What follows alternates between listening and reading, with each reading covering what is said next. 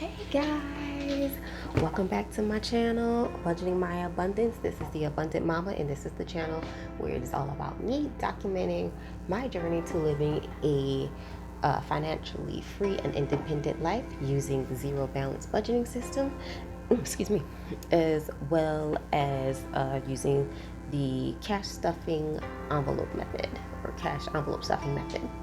This is something that you find interesting and want to learn more about, go ahead and hit that like and subscribe button so you can follow along with me, make the journey with me, and we can learn all about this together.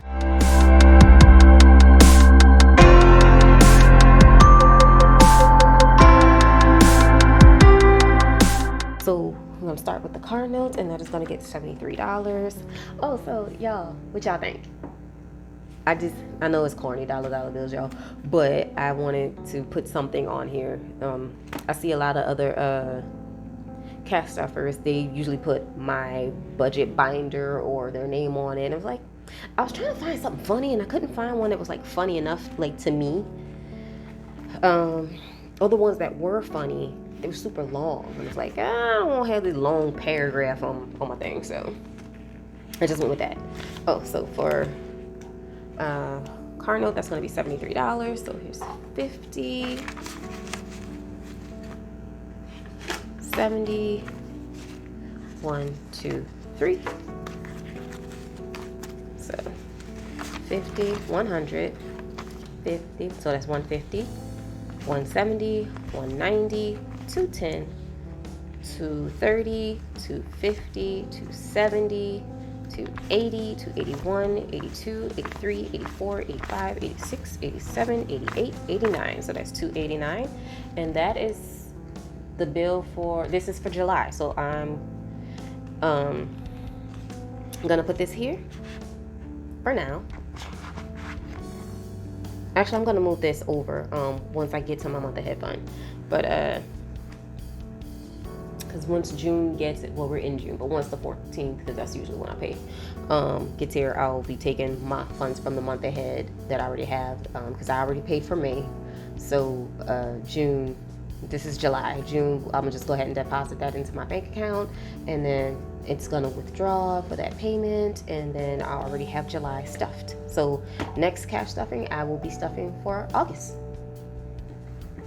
And these always have $3 additional, which it doesn't matter to me. I'm fine with that. If I have 3 over, then it means I don't have 3 under. So I'll just take these extra ones and move that over to my $1 challenge. So I'm gonna mark this off. Okay, and I'm gonna go ahead and move to my phone bill, and that's gonna be $18 because our bill went down. I used to only have to stuff $22 every payment, or not payment, but every week. But now I only have to stuff $18 every week. So here's 10, and that's basically because we paid off my husband's phone. 5, 6, and this is 18. Okay. So 2, 40, 50, 60. 65, 70, 71, 72, 73, 74, 75, 76. Oh, wow. So my portion with the new bill was actually just $72. So, let me count this. 20, 40, 50, 60, 65, 70, 71, 72. So all of these are extra, and I'm just going to put that in the $1 challenge.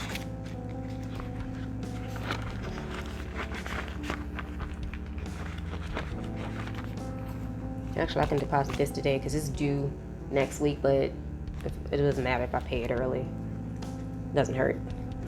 So next, about that 5 to 9 savings thing, there are benefits, and they're basically some of the benefits of a 5 to 9 college savings plan is that it can help you finance a college education. And it enables you to save for education expenses. You can make tax-free withdrawals, which is always pretty good.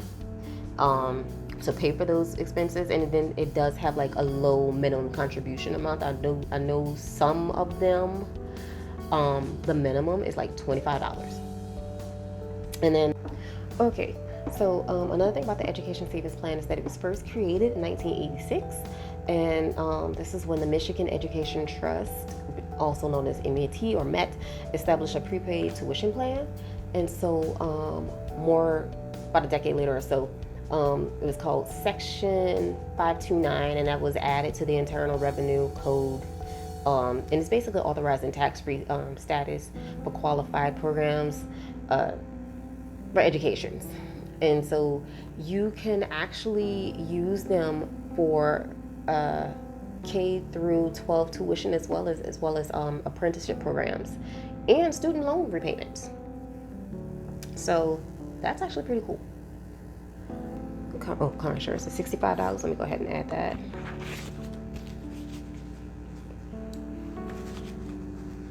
Okay, so 50, 60,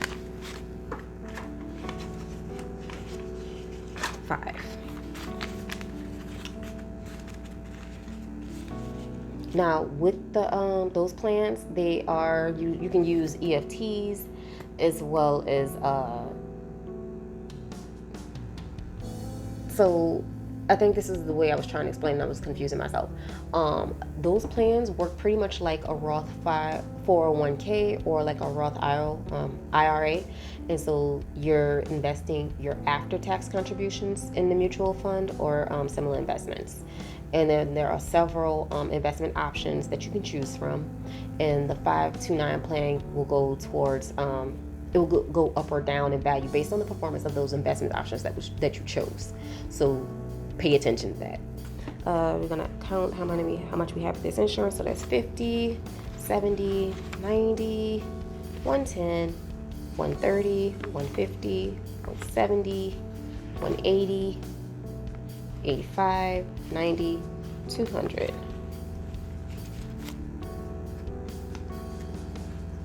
Okay.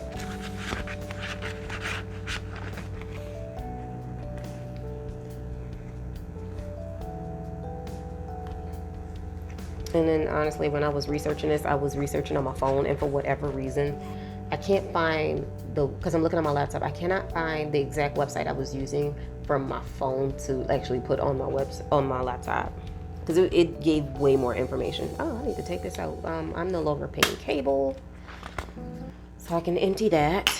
The tax benefits that go with that are, again, they work like the Roth IRA as well as the 401k. So it uses after-tax contributions to your mutual funds, in mutual funds, EFTs, and then other investments, and it grows on a tax-deferred basis.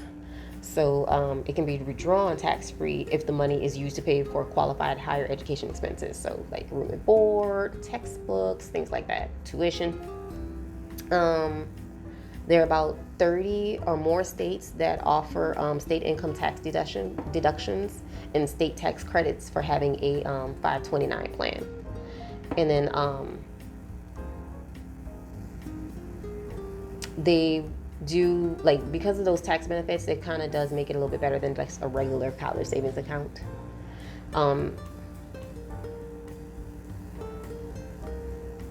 You can also gift the beneficiary. So I think it's up to $16,000 per donor per kid, and that qualifies as an annual gift tax exclusion if like someone, like family members, decide, hey, I want to gift this kid some money for their college tuition.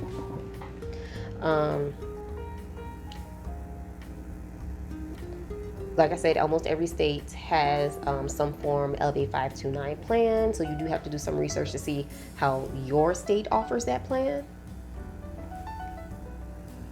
and how it's tailored to be low risk, I guess. Well, it's to the owner's risk tolerance, basically. And like I said, your account can go up and down depending on the investment that you choose. And then, let's see, you can... It gets a little confused when I try to figure out how much you can contribute. Like, for example, contributions in excess of the annual gift tax exclusion, which is $16,000, can count against your lifetime estate or gift tax exemption. So I need to look more into that, because when I tried to read that, it was a little confusing. So if anybody out there knows what that is, tell me. Put that in the comment section. But the general rule of thumb is that you want to save about 1/3 of the projected college costs. So if you think it's gonna cost $52K or whatever for college, save about 1/3 of that. And then the rest is to assume that the other two remaining 2/3, or the other remaining 2/3, you would be able to cover with your current income, scholarship funds, and or student loans. Although, to me, the point of having this thing is to not have to use a student loan. That's just me. You can make monthly payments. Like I said, the lowest is $25, and that's after and you can invest however much you want. You can choose to make lump sum contributions around birthdays or holidays, and then family and friends can do like the gift contributions. One question that people want to know, or at least something I would be thinking about, is will having a 529 affect financial aid? And question is no. I don't think it really does. From what this website is saying is that there's minimal impact on the student's financial aid eligibility compared to other savings accounts, such as like I had never even heard of this, a UGMA or UTMA account. Assets held in the 529 receive favorable treatment from the free application FAFSA. I'm not reading all that. FAFSA, y'all know what that is. And distributions are not reported. There may be a greater impact on aid eligibility when a grandparent or a third-party owner owns that 529. So if y'all are thinking, okay, well, I'll just let my parents pay for my kids' 529 account, that may cause some conflict. So if anything, let your parents gift your child with some funds and just add it to that. Because in those cases, the assets are not reported, but their distributions used for to pay for college are considered cash support to that student. So that's where it comes in a little bit when it comes to conflict. So it can reduce the student's eligibility for need. It can reduce the student's eligibility for aid by about 50%. So have your parents just gift your child with funds to go in that 529. And when it comes to what are qualified withdrawals and tax-free, is basically education expenses. So that's books, materials, room and board, tuition, computers, other related equipment, even special needs equipment for students, and even post-secondary educational institutions. Now, one thing it will not cover, which I don't know why I wouldn't, like you would see it as a necessity, and that would be health insurance. Like if your kid needs health insurance or whatever, it does not qualify that. It doesn't qualify for that. Mark this off. And debt was $25.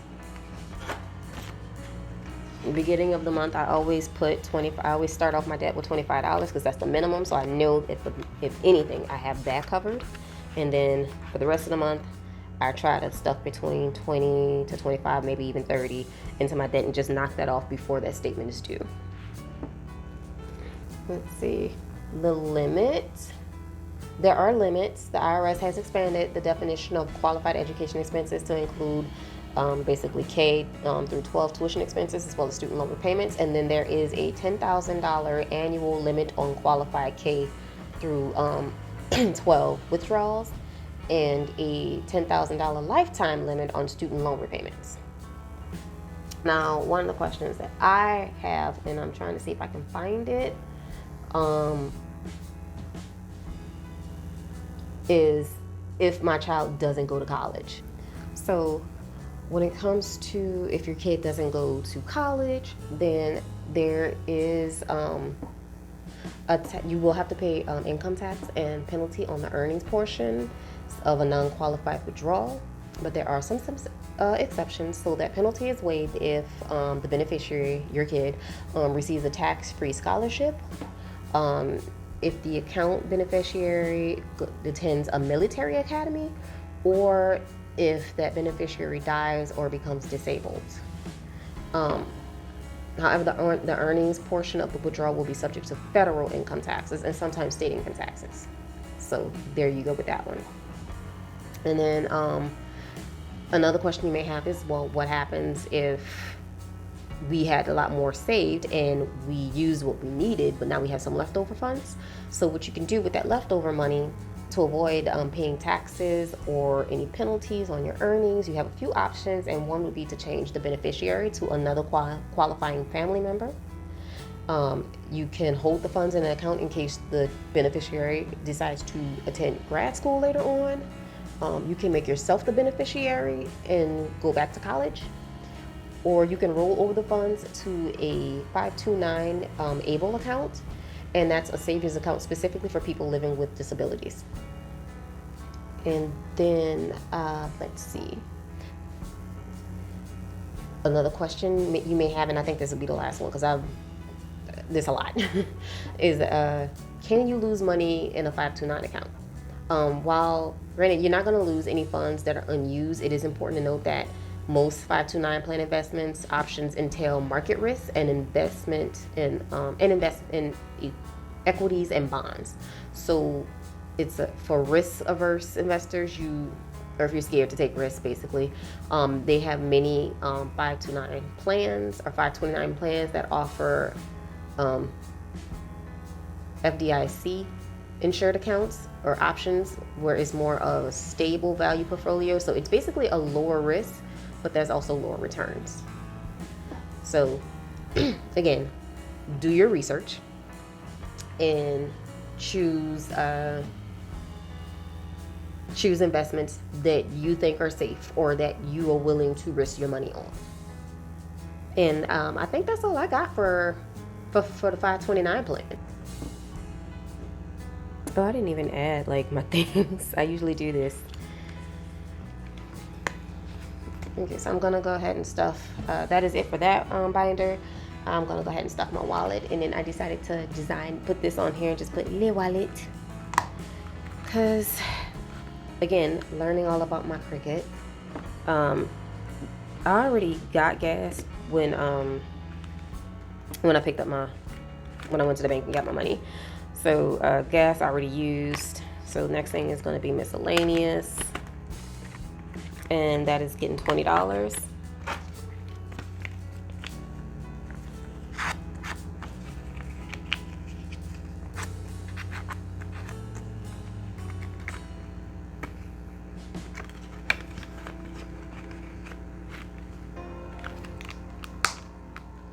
So that's it for this, because I already had gas and I was only putting 20 in miscellaneous. So gas, y'all, gas was a whole thing.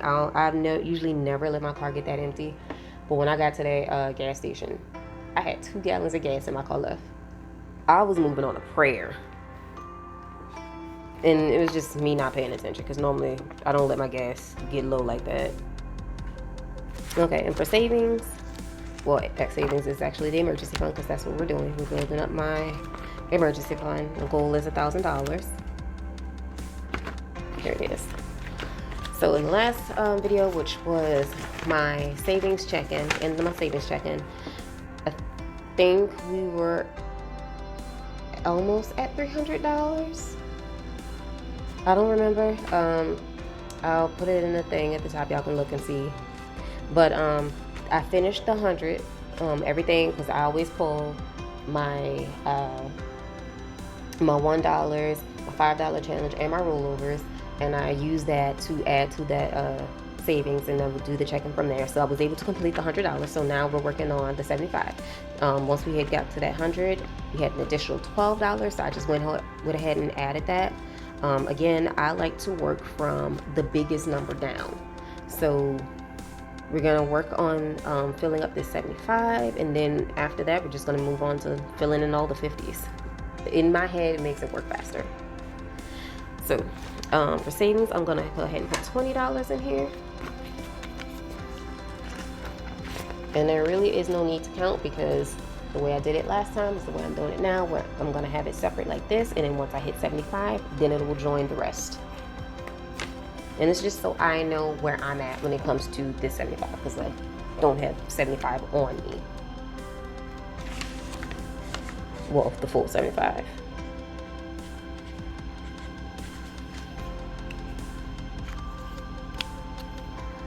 And then another thing I've been starting to do is just write the 20 in here. So eventually I can probably add it up or whatever.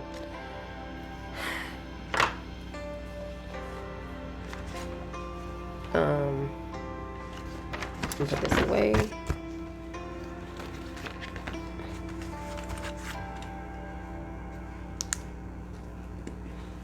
And then for my sinking funds, I added another category, mainly because it's about to be Father's Day and I want to gift my husband with a cute little Father's Day gift. I already figured out what I'm going to give him. And it's nothing big, y'all. Like we don't need really huge gifts or anything, but like it is something that I know he will absolutely love. And so for holidays, I'm going to put $10 in there. So that's what this is, 2 5s. I put 2 5s, so that's $10. And then for car maintenance, I'm going to put $10 as well.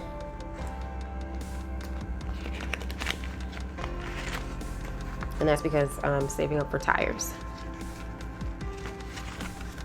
So for car maintenance, we are at 20, 40, 50, 51, 52, 53.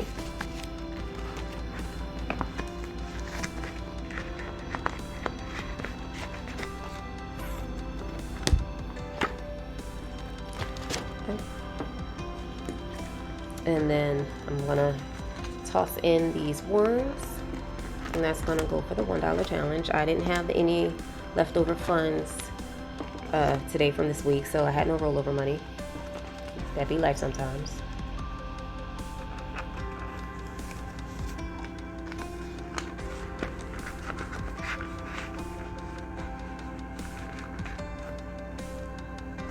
Okay, and that's all I have. So I am going to link the information regarding the 529 college saving plan in the description, so you can, if you have any additional questions or want to do some research for yourself, you can go ahead and do that. So thank y'all for watching me with this cash stuffing, and that's all I got for today. So y'all have a lovely weekend. Abundant Mama out. Bye.